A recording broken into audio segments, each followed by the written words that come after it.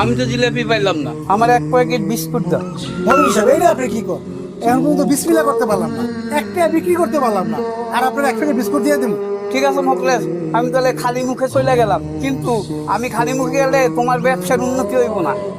না না মৌলভী সাহেব রে খালি মুখে দোকান থেকে বিদায় করুন, ঠিক হবো না। হানিফ যা মৌলভী সাহেব রে বিস্কুট এনে দে।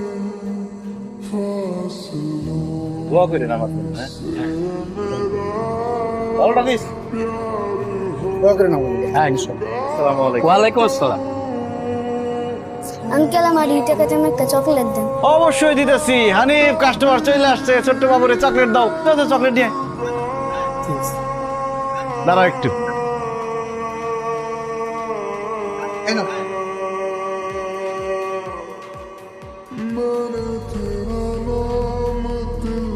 ভাই, আপনার দোকানের প্রথম বিক্রির 2 টাকা।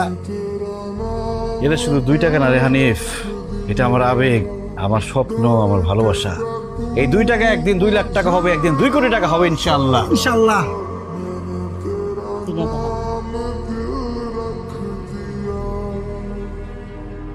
নেন।